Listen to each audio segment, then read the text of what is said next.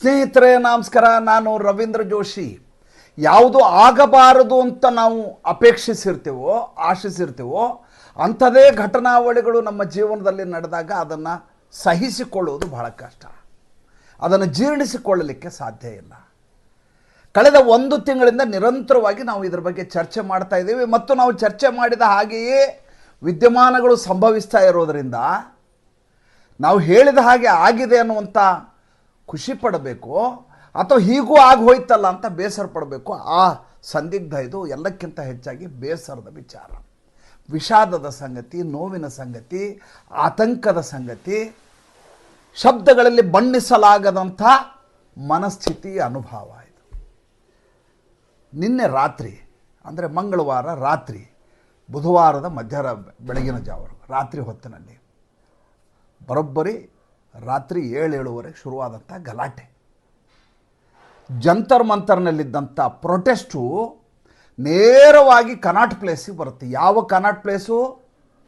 ಅತ್ಯಂತ ಜನನಿಬಿಡವಾದಂಥ ಹೆರಿಟೇಜ್ ಪ್ರದೇಶ ಅಂತ ಹೇಳುವಂಥ ಪ್ರತಿಷ್ಠಿತವಾದಂಥ ವಾಣಿಜ್ಯ ಮಳಿಗೆಗಳ ಸಂಪೂರ್ಣವಾಗಿ ವಾಣಿಜ್ಯ ಮಳಿಗೆಗಳಿರುವಂಥ ಪ್ರದೇಶಕ್ಕೆ ಈ ದಾಂಧಲೆಕೋರರು ಜಂತರ್ ಮಂತರ್ನಿಂದ ಕನಾಟ್ ಪ್ಲೇಸಿಗೆ ನುಗ್ತಾರೆ. ಸೆಂಟ್ರಲ್ ಪಾರ್ಕ್ನ ಆವರಿಸ್ಕೊಳ್ತಾರೆ. ಜೊತೆಗೆ ಈ ಕಡೆ ನೋಡಿ ಜನಪಥ ರಸ್ತೆ ಕಡೆ ಹೋಗ್ತಾರೆ. ಯಾಕೆ ಹೋಗ್ತಾ ಇದ್ದಾರೆ, ಏನು ಕಾರಣ ಒಂದೂ ಅರ್ಥ ಆಗೋದಿಲ್ಲ. ಕೈಯಲ್ಲಿ ತಲವಾರಿದೆ, ಬಡಿಗೆಗಳಿದ್ದಾವೆ, ಕೋಲುಗಳಿದ್ದಾವೆ, ಕಲ್ಲುಗಳಿದ್ದಾವೆ. ಇದ್ದಕ್ಕಿದ್ದ ಹಾಗೆ ಪರಿಸ್ಥಿತಿ ದ್ವೇಷಮಯ ಆಗಿಬಿಡುತ್ತೆ, ಉದ್ವಿಗ್ನಗೊಂಡು ಬಿಡುತ್ತೆ. ಯಾವಾಗ ಈ ರೀತಿ ಆಗತ್ತೋ ಅಟ್ಟಿಸಿಕೊಂಡು ಹೋಗ್ತಾರೆ ಪೊಲೀಸರು, ಅಟ್ಟಿಸ್ಕೊಂಡು ಹೋಗ್ತಾರೆ ಭದ್ರತಾ ಸಿಬ್ಬಂದಿಯವರು. ಪರಿಸ್ಥಿತಿ ಹೇಗಾಗತ್ತೆ ಅಂದರೆ, ಯಾವ ಗಲಭೆ ಮೊನ್ನೆ ಆಗಿತ್ತಲ್ಲ ಅದಕ್ಕಿಂತ ಹೆಚ್ಚಿನ ರೀತಿಯಲ್ಲಿ ನಿನ್ನೆ ರಾತ್ರಿ ನಡೆದಂಥ ಗಲಾಟೆ. ನೀವು ನಂಬಲಿಕ್ಕೆ ಸಾಧ್ಯ ಇಲ್ಲ. ಅಕ್ಷರಶಃ ಪೊಲೀಸರನ್ನು, RAF ಸಿಬ್ಬಂದಿಯನ್ನು ಈ ದಾಂಧಲೆಕೋರರು, ಈ ಹಲ್ಲೆಕೋರರು, ವಿದ್ಯಾರ್ಥಿಗಳ ಛದ್ಮವೇಷದಲ್ಲಿ ಬಂದಂಥ ಗಲಭೆಕೋರರು ಅಟ್ಟಿಸಿಕೊಂಡು ಹೋಗಿ ಹೊಡೆದಿದ್ದಾರೆ, ಮಾಬ್ ಲಿಂಚಿಂಗ್ ಮಾಡಿದ್ದಾರೆ. ಇನ್ನಿಲ್ಲದ ಹಾಗೆ ತಮ್ಮ ಹಿಂಸಾ ಪ್ರವೃತ್ತಿಯನ್ನು ತೋರಿಸಿದ್ದಾರೆ. ಇದು ಬೇಸರದ ಸಂಗತಿ, ಹೌದು ಅಲ್ವೋ ಹೇಳಿ? ನೇರವಾಗಿ ಮತ್ತು ಪರೋಕ್ಷವಾಗಿ ಕಾಡೋದೇನೆಂದರೆ, ಬೇರೆ ಯಾವುದೇ ರಾಜ್ಯದಲ್ಲಿ ಗಲಾಟೆ ಆಗಿದ್ದರೆ ಹೌದಾ ಅಂತ ಅಂತಿದ್ವಿ. ಸರ್ಕಾರ ಸರಿ ಇರಲಿಕ್ಕಿಲ್ಲ, ಲಾ ಆ್ಯಂಡ್ ಆರ್ಡರ್ ಮೇಂಟೈನ್ ಮಾಡಲಿಕ್ಕೆ ಬರಲ್ಲ, ಯಾರ್ಯಾರನ್ನೂ ಆರಿಸ್ತಾರೆ ಜನ ಅಂತಿದ್ವಿ. ಆಗಿರೋದು ನಮ್ಮ ದೇಶದಲ್ಲಿಯೇ, ನಮ್ಮ ರಾಜ್ಯದಲ್ಲಿಯೇ, ದಿಲ್ಲಿಯಲ್ಲಿ ಆದಂಥ ಪ್ರಕರಣ ಇದು. ಭಾರತೀಯ ಜನತಾ ಪಾರ್ಟಿಯ ಸರ್ಕಾರ ಇರೋ ರಾಜ್ಯ, ಭಾರತ ದೇಶದ ಪ್ರತಿಷ್ಠಿತವಾದಂಥ ನಗರ, ರಾಷ್ಟ್ರ ರಾಜಧಾನಿ.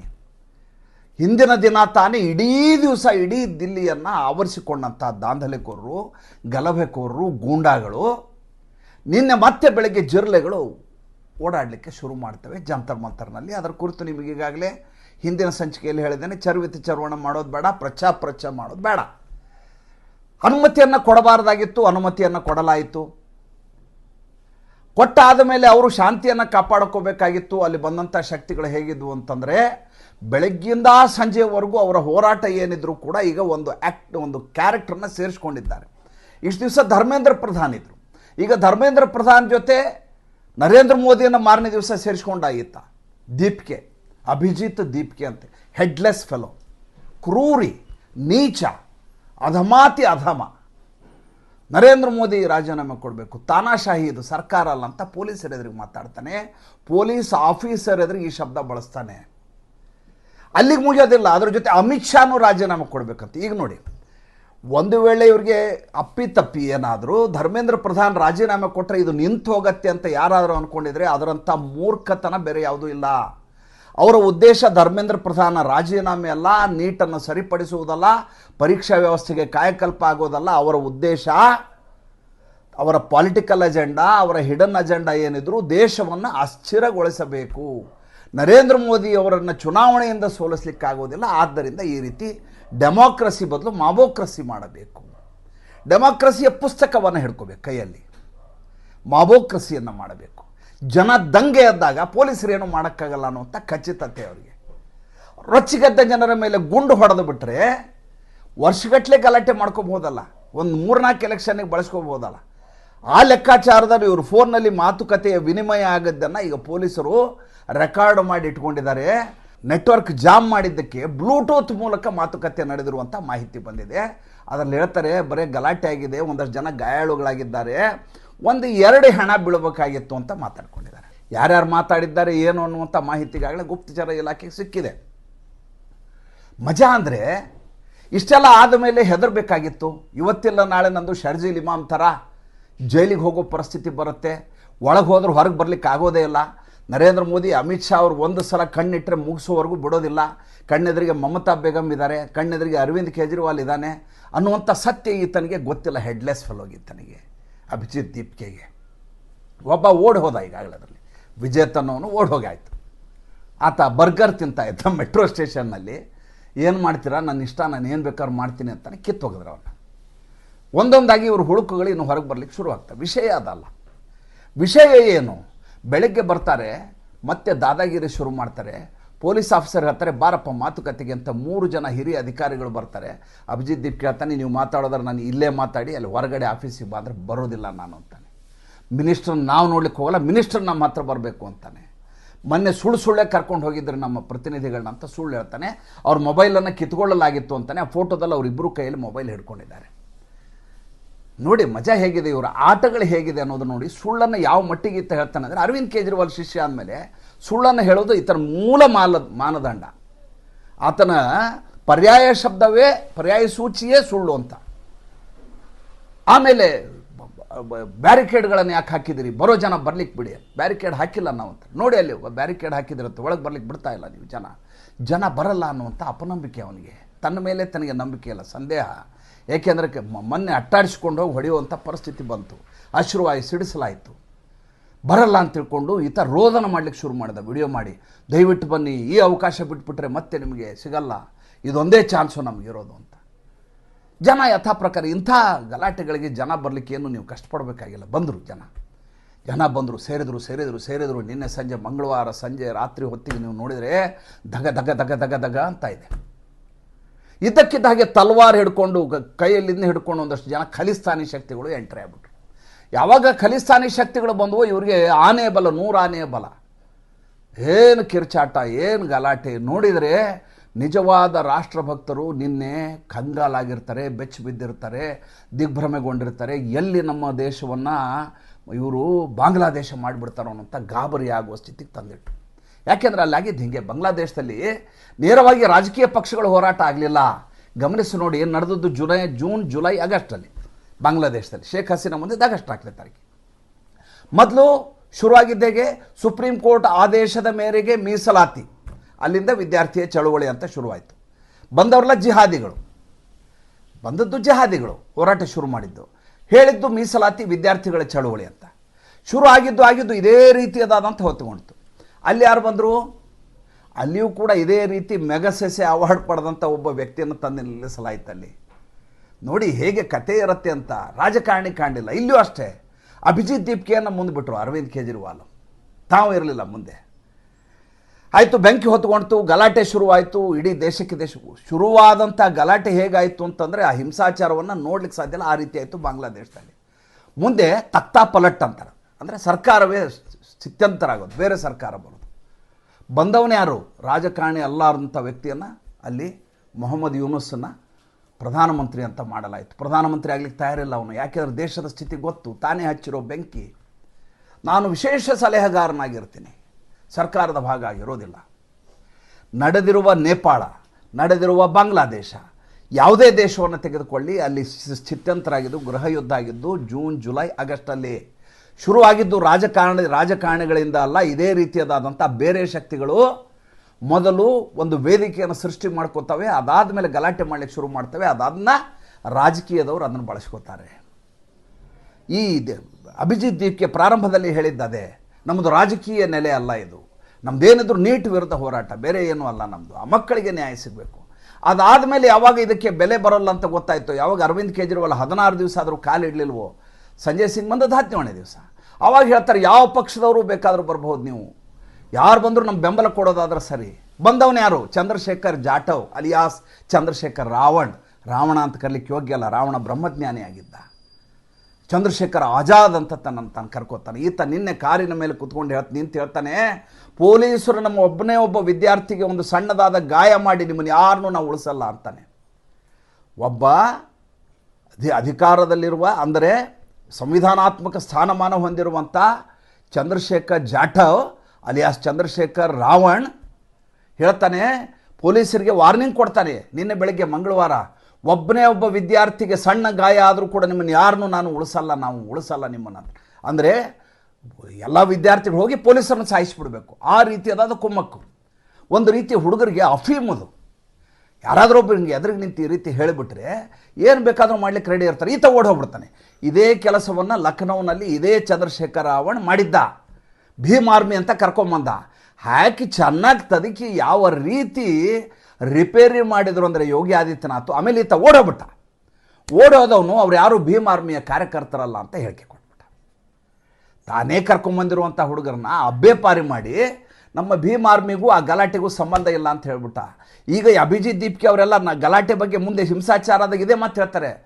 ಯಾವುದೋ BJP ಗೂಂಡಾಗಳು ಬಂದರು, RSS ಕೈವಾಡ ಅಂತ ಹೇಳಲಿಕ್ಕೆ ಶುರು ಮಾಡ್ತಾರೆ. ಗಮನಿಸ್ತಾ ಇರಿ, ನಾನು ಹೇಳಿರುವ ವಿಡಿಯೋಗಳನ್ನು ಸೇವ್ ಮಾಡಿ ಇಡಿ. ನಿನ್ನೆ ಮಧ್ಯಾಹ್ನದ ನಮ್ಮ ವಿಡಿಯೋವನ್ನು ಯೂಟ್ಯೂಬ್ನವರು ಕಮ್ಯುನಿಟಿ ಸ್ಟ್ಯಾಂಡರ್ಡ್ಸ್ ವಯೋಲೇಷನ್ ಅಂತ ಬ್ಲಾಕ್ ಮಾಡಿದ್ದಾರೆ.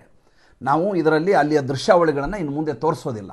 ಒಂದು ಮೊಟ್ಟೆ ಹೊಡೆದಂಥ ಪ್ರಕರಣದ ವಿಡಿಯೋ ಹಾಕಿದ್ದಕ್ಕೆ, ಸತ್ಯದ ಕತೆ ನಡೆದಿರುವಂಥ ಘಟನೆಯ ವಿಡಿಯೋ ಹಾಕಿದ್ದಕ್ಕೆ ನಮ್ಮ ಪೇಜೇ ನಿನ್ನೆ ಬ್ಲಾಕ್ ಆಗೋಯಿತು. ಆದ್ದರಿಂದ ಇನ್ನು ಮುಂದೆ ದಯವಿಟ್ಟು ನಮ್ಮಿಂದ ಯಾವುದೇ ವಿಡಿಯೋಗಳನ್ನು ಅಪೇಕ್ಷೆ ಮಾಡಬೇಡಿ. ಅಂದರೆ ಆ ರೀತಿಯ ದೃಶ್ಯಾವಳಿಗಳ ವಿಡಿಯೋಗಳನ್ನು ಸಾಕ್ಷ್ಯಾಧಾರವಾಗಿ ನಿಮ್ಗೆ ಕೊಡಲಿಕ್ಕೆ ಆಗೋದಿಲ್ಲ. ಹೆಚ್ಚಂದ್ರೆ ಒಂದಷ್ಟು ಫೋಟೋಗಳನ್ನು ತೋರಿಸ್ಬೋದು, ಅದು ಹಿಂಸಾಚಾರದ ಫೋಟೋಗಳನ್ನು ನಾವು ಇನ್ನು ಮುಂದೆ ತೋರಿಸೋದಿಲ್ಲ. ಯಾಕಂದರೆ ಚಾನಲ್ ಇದ್ದರೆ ತಾನೇ ನಾಳೆ ನೀವು ಭೇಟಿಯಾಗೋದು. ಚಾನಲ್ಲೇ ಎಗರಿ ಹೋದರೆ ಏನು ಮಾಡಲಿಕ್ಕಾಗತ್ತೆ? ಕಮ್ಯುನಿಟಿ ಸ್ಟ್ಯಾಂಡರ್ಡ್ಸ್ ವಯೋಲೇಷನ್ ಅಂತ ಹಾಕಿ ನಿನ್ನೆ ನಮ್ಮದು ಬ್ಲಾಕ್ ಆಯ್ತು. ನಿನ್ನೆ ಜನ ಯಾವ ರೀತಿ ಮಧ್ಯಾಹ್ನ ನನ್ನ ಮೇಲೆ ಆಕ್ರಮಣ ಅಂತಂದರೆ ಯಾಕೆ ಬಂದಿಲ್ಲ ವಿಡಿಯೋ, ಏನು ಮಾಡ್ತಾ ಇದ್ದೀನಿ ಅಂತ. ಆ ಪ್ರೀತಿಗೆ ನಾನು ಯಾವತ್ತೂ ಕೃತಜ್ಞ. ಆಗಲಾರ್ದ ಹಾಗೆ ಮ್ಯಾನೇಜ್ ಮಾಡೋಣ. ಅದಕ್ಕೋಸ್ಕರ ಇವತ್ತು ಕನಾಟ್ ಪ್ಲೇಸ್ನ ಯಾವ ದೃಶ್ಯಾವಳಿಗಳನ್ನು ತಮಗೆ ತೋರಿಸ್ತಾ ಇಲ್ಲ. ಅಲ್ಲಿಯ ಕಲ್ಲು ತೂರಾಟ, ಅವರು ತಲವಾರು ಹಿಡ್ಕೊಂಡು ಓಡಾಡ್ತಾ ಇರೋದನ್ನು ನೋಡಿಬಿಟ್ರೆ ಸರ್ಕಾರ ಇದೆಯಾ ಇಲ್ವಾ ಅಂತ ಆಶ್ಚರ್ಯ ಆಗುತ್ತೆ. ನಾನು ಮೊದಲೇ ದಿವಸದಿಂದ ಹೇಳ್ತಾ ಇದ್ದೆ, ಒಂದು ರೀತಿಯ ರೈತರ ಹೋರಾಟ ಶಂಭು ಬಾರ್ಡರ್ನಲ್ಲಿ ಆದದ್ದು, ಶಾಹೀನ್ ಬಾಗ್ನಲ್ಲಿ ಆದದ್ದು ಮರುಕಳಿಕೆ ಆಗುತ್ತೆ ಅಂತ. ಒಂದು ಅದ್ಭುತವಾದಂಥ ಮಾತಿದೆ ಸ್ವಾಮಿ, ಏನಂದರೆ ವರ್ಧಮಾನೋಗ್ನಿ ಉಪೇಕ್ಷಿತು ಕ್ಷಮಃ. ಅಂದರೆ ಬೆಂಕಿ ಹೊತ್ತಿಕೊಂಡು ದಾವಾನಲದಂತೆ ಸುಡುವ ಸಂದರ್ಭದಲ್ಲಿ, ಪ್ರಾರಂಭದಲ್ಲಿ ಅದನ್ನ ಬೆಂಕಿ ಹೆಚ್ಚುತ್ತಾ ಹೋಗುವ ಸಂದರ್ಭದಲ್ಲಿ ಕೇಳಿಸಿದ್ನ, ವರ್ಧಮಾನೋಗ್ನಿ ಉಪೇಕ್ಷಿತೋರ್ ಕ್ಷಮಃ. ಉಪೇಕ್ಷೆ ಮಾಡಬಾರ್ದು, ಅಗ್ನಿಯನ್ನು ಉಪೇಕ್ಷೆ ಮಾಡಿ ಬೇಡ ಹೋಗ್ಲಿ ಬಿಡು ಅಂತ ಬಿಡಂಗಿಲ್ಲ. ಅದನ್ನ ಬೆಂಕಿ ಹೊತ್ತುವತ್ತಾ ಇದೆ ಅಂದ್ಕೊಳ್ಳಿ, ಅದಕ್ಕೆ ನೀರು ಹಾಕಿಬಿಡ್ಬೇಕು. ಒಂದೇ ಕಿಡಿ ಇದೆ ಅಂತ ಬಿಟ್ಟರೆ ಹೊತ್ಕೊಂಡ್ಬಿಡ್ತದೆ ಅದು.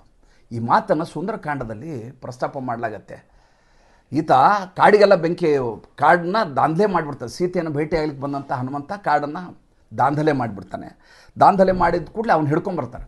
ಹಿಡ್ಕೊಂಬಂದು ಇವನು ಸಂಹಾರ ಮಾಡಿ ಅಂತ ರಾವಣ ಹೇಳ್ತಾನೆ. ವಿಭೀಷಣ ಹೇಳ್ತಾನೆ, ದೂತನನ್ನು ಯಾವಾಗಲೂ ಕೊಲ್ಲಬಾರದು. ಆವಾಗ ಈತನ ಬಾಲಕ್ಕೆ ಬೆಂಕಿ ಹಚ್ಚಲಾಗತ್ತೆ. ಈತ ಎಲ್ಲ ಕಡೆ ಬೆಂಕಿ ಹಚ್ತಾನೆ. ಅದಾದ ಮೇಲೆ ನಡೆದ ಘಟನೆಗಳೆಲ್ಲ ನಿಮ್ಗೆ ಗೊತ್ತಿರುವಂಥ ವಿಚಾರ. ಆತನ ಇಬ್ಬರು ಮಕ್ಕಳು ನಿಮಗೆ ಗೊತ್ತಿರೋದು, ಇಂದ್ರಜಿತ್ತು ಅಂತ ಒಬ್ಬ, ಅಕ್ಷಕುಮಾರ ಅಂತ ಒಬ್ಬ. ಅಕ್ಷಕುಮಾರ ಭಾರಿ ಪವರ್ಫುಲ್ ಇರ್ತಾನೆ.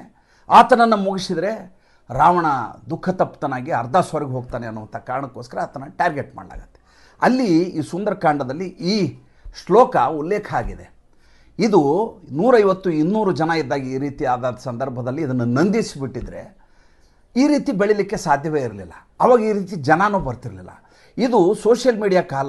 ಇದು ದಿನದಿಂದ ದಿನಕ್ಕೆ ಹೊತ್ಕೊಂಡು ಹೋಗುತ್ತೆ. ಇಲ್ಲಿ ಭ್ರಮೆ ಇದು. ಸೋಷಿಯಲ್ ಮೀಡಿಯಾದಲ್ಲಿ ನಾವು ನೋಡ್ತೀವಲ್ಲ, ಇದು ದಿಲ್ಲಿಯಲ್ಲಿ ಹಿಂಗಿರೋದಿಲ್ಲ. ದಿಲ್ಲಿಯ ಜನ ಅವ್ರ ಪಾಡಿಗೆ ಅವ್ರ ಮೆಟ್ರೋದಲ್ಲಿ ಓಡಾಡ್ತಾ ಇರ್ತಾರೆ, ಕೆಲಸ ಮಾಡೋರು ಕೆಲಸ ಮಾಡ್ತಾರೆ. ಆದರೆ ದೇಶದಲ್ಲಿ ಒಂದು ಪ್ರೊಪಗ್ಯಾಂಡ, ಒಂದು ನರೇಟಿವ್ ಸೃಷ್ಟಿಯಾಗತ್ತೆ. ಸರ್ಕಾರ ಇದೆಯೋ ಇಲ್ವೋ ಅನ್ನುವಂಥ ಭಾವನೆ ಸೃಷ್ಟಿಯಾಗತ್ತೆ. ಆದರೆ ಒಂದು ಸಂದೇಹವನ್ನು ಮಾಡಲಿಕ್ಕೆ ಸಾಧ್ಯ ಇಲ್ಲ, ಒಂದು ನಂಬಿಕೆಯನ್ನು ಉಳಿಸ್ಕೋಬೇಕೇನಪ್ಪ ಅಂದರೆ, ನನಗೆ ತಕ್ಷಣ ನೆನಪಾಗಿದ್ದು ಯಾವುದಂದರೆ, ನರೇಂದ್ರ ಮೋದಿಯವರು ಗುಜರಾತಿನ ಮುಖ್ಯಮಂತ್ರಿಯಾಗಿದ್ದು. ಅವರು ಅಕ್ಟೋಬರ್ 7, 2001ಕ್ಕೆ ಮುಖ್ಯಮಂತ್ರಿ ಆದರು ಸ್ವಾಮಿ. ಒಬ್ಬ MLA ಅಲ್ಲ, ಮಂಡಳ ಪಂಚಾಯತಿ ಸದಸ್ಯ ಇರಲಿಲ್ಲ, ಏನೂ ಇರಲಿಲ್ಲ. ಸಂಘಟನೆಯಲ್ಲಿದ್ದಂಥ ಮನುಷ್ಯ ನೇರವಾಗಿ ಅಕ್ಟೋಬರ್ 7, 2001ಕ್ಕೆ ಮುಖ್ಯಮಂತ್ರಿ ಆಗ್ತಾರೆ. ಮುಂದೆ 3 ತಿಂಗಳ ಅವಧಿಯಲ್ಲಿ ಫೆಬ್ರವರಿ 27, 2002ಕ್ಕೆ ಗೋಧ್ರಾ ಹತ್ಯಾಕಾಂಡ ಆಗುತ್ತೆ. 3 ದಿವಸಗಳ ಕಾಲ ನಿರಂತರವಾದಂಥ ಹಿಂಸಾಚಾರ. ಕಾರಸೇವಕರ, ಅಯೋಧ್ಯೆ ಕಾರಸೇವಕರ ಇಡೀ ಟ್ರೇನ್ಗೆ ಬಾಗಿಲು ಮುಚ್ಚಿ ಬೆಂಕಿ ಹಚ್ಚಿಬಿಟ್ಟಿರ್ತಾರೆ. ಅಂಥ ವಿಧ್ವಂಸಕಾರಿ, ಅಂಥ ಬೀಭತ್ಸವಾದಂಥ ಘಟನೆಯನ್ನು ಒಬ್ಬ ಹೊಸ ಮುಖ್ಯಮಂತ್ರಿ ನರೇಂದ್ರ ಮೋದಿ ಅರಗಿಸಿಕೊಂಡು ಜೀರ್ಣಿಸಿಕೊಂಡು ಗುಜರಾತನ್ನು ಅದ್ಭುತವಾದ ರಾಜ್ಯವನ್ನಾಗಿ, ಮಾದರಿ ರಾಜ್ಯವನ್ನಾಗಿ ಮಾಡಿದಂಥ ಹೆಗ್ಗಳಿಕೆ ಇದೆ, ಅನುಭವ ಇದೆ ಮತ್ತು ಚಾತುರ್ಯ ಇದೆ. ಏಕೆಂದರೆ ಮೇಲೆ ಕಾಂಗ್ರೆಸ್ನಂಥವ್ರಿದ್ದಾಗ, ಚಿದಂಬರಂ ಥರದವರಿದ್ದಾಗ ಒಬ್ಬ ಮುಖ್ಯಮಂತ್ರಿ, ಅದು ಭಾರತೀಯ ಜನತಾ ಪಾರ್ಟಿಯ ಮುಖ್ಯಮಂತ್ರಿ, ಅದನ್ನು ನಿಭಾಯಿಸುವುದು ಹೇಗೆ? ದಿಲ್ಲಿಯಲ್ಲಿ ಆ ಸಮಸ್ಯೆ ಇಲ್ಲ. ದಿಲ್ಲಿಯಲ್ಲಿ BJP ಸರ್ಕಾರ, ದಿಲ್ಲಿಯಲ್ಲಿ ರಾಷ್ಟ್ರದಲ್ಲಿ BJP ಸರ್ಕಾರ. ಇದನ್ನು ನಿಭಾಯಿಸಲಿಕ್ಕಾಗಲಾರದ ಸ್ಥಿತಿ ಅಲ್ಲ. ನಮ್ಮ ಸಂಕಟ ಏನಂದರೆ, ಇಷ್ಟೆಲ್ಲ ಇದ್ದಂಥ ನರೇಂದ್ರ ಮೋದಿ ಈಗ ಹನುಮಂತನಿಗೆ ಆತನ ಶಕ್ತಿ ಗೊತ್ತಿರಲಿಲ್ಲ, ರಾಮನಿಗೆ ಮಾತ್ರ ಗೊತ್ತಿತ್ತು. ಆತ ಸಂಜೀವಿನಿಯನ್ನು ಅಂಗೈಯಲ್ಲಿ ಹಿಡ್ಕೊಂಬರ್ಬಲ್ಲ ಅಂತ. ನರೇಂದ್ರ ಮೋದಿ, ಅಮಿತ್ ಶಾ ಅವರು ಆರ್ಟಿಕಲ್ 370 ರದ್ದು ಮಾಡ್ತೀನಿ ಅಂದ ಸಂದರ್ಭದಲ್ಲಿ ಫಾರೂಕ್ ಅಬ್ದುಲ್ಲಾ ಹೇಳ್ತಾರೆ, ರಕ್ತದ ಓಕುಳಿ ಆಗತ್ತೆ, ಬಂದು ನೋಡಿ ನೀವು ಅಂತ ಹೇಳ್ತಾರೆ. ಆದರೆ ಆರ್ಟಿಕಲ್ 370 ಲಾಗು ರದ್ದು ಮಾಡಿದ ಮೇಲೆ, ಅಬ್ರೋಗೇಷನ್ ಆದ ಮೇಲೆ ಒಂದೇ ಒಂದು ಸಣ್ಣ ಹಿಂಸೆ ಕೂಡ ಆಗಲ್ಲ. ಹಾಗೆ ನಿಭಾಯಿಸಿದ ವ್ಯಕ್ತಿ ಒಬ್ಬ ಅಭಿಜಿತ್ ದೀಪ್ಗೆ ಇವತ್ತು ದಾದಾಗಿರಿ ಮಾಡಿಕೊಂಡು, ಗೂಂಡಾಗಿರಿ ಮಾಡಿಕೊಂಡು, ಖಲಿಸ್ತಾನಿ ಶಕ್ತಿಗಳು ಬರಲಿಕ್ಕೆ ಅವಕಾಶ ಮಾಡಿಕೊಟ್ರೂ ಇನ್ನೂ ಲೆಕ್ಕಾಚಾರದಲ್ಲಿದ್ದಾರೆ ಅಂದರೆ ನಮಗೆ ಒಂದು ರೀತಿಯ ಬೇಸರ ಆಗೋದು ಸ್ವಾಭಾವಿಕ. ಹಾಗಂತ ನರೇಂದ್ರ ಮೋದಿ ಆಗಲಿ ಅಮಿತ್ ಶಾ ಅವ್ರ ಬಗ್ಗೆ ನಮಗೆ ಸಂದೇಹ ಖಂಡಿತ ಇಲ್ಲ. ಈಗಲೂ ನರೇಂದ್ರ ಮೋದಿ ಒಂದು ಕರೆಯನ್ನು ಈ ದೇಶಕ್ಕೆ ಕೊಡಲಿ, ಭಾರತ ದೇಶದ ಜನರೇ, ಮೇರೆ ಭಾಯಿ और बहनों आप दिल्ली आ जाइए, मुझे तकलीफ में हूँ मैं ಅಂತ ಒಂದು ಮಾತು ಹೇಳಿ, ನಾನು ತೊಂದರೆಯಲ್ಲಿದ್ದೀನಿ ಬಾ ಅಂತ ನರೇಂದ್ರ ಮೋದಿ ಹೇಳಿ, ಈ ದೇಶದ ಕೋಟ್ಯಾಂತರ ಜನ ಏಕಕಾಲಕ್ಕೆ ದಿಲ್ಲಿಗೆ ಬರ್ತಾರೆ. ಇವು ಯಾವ ಜಿರಳೆ ಗಿರಳೆ ಎಲ್ಲ ಯಾವ ಉಳಿಯಲೆಲ್ಲ ವಾಶೌಟ್ ಆಗ್ಬಿಡ್ತವೆ. ಆದರೆ ನರೇಂದ್ರ ಮೋದಿ ಅಂಥವೆಲ್ಲ ರಾಮಬಾಣವನ್ನು ಬಿಡುವ ವ್ಯಕ್ತಿ ಅಲ್ಲ. ನನಗೆ ನೋವಾಗೋದೇನೆಂದರೆ, ನಮ್ಮ ಕಣ್ಣೆದುರಿಗೆ ಹೀಗೆಲ್ಲ ಆದಾಗಲೂ ಕೂಡ ಯಾವುದೇ ಪ್ರತಿಕ್ರಿಯೆ ಇಲ್ಲದೆ ಹೋದಾಗ ನಮ್ಮಂಥವ್ರು ಬೇಸರ ಪಟ್ಕೊಳ್ಳೋದು ಸ್ವಾಭಾವಿಕ ಅಲ್ವಾ? ಏನು ಅನ್ನಿಸ್ತು ದಯವಿಟ್ಟು ತಿಳಿಸಿ. ನಮಸ್ಕಾರ.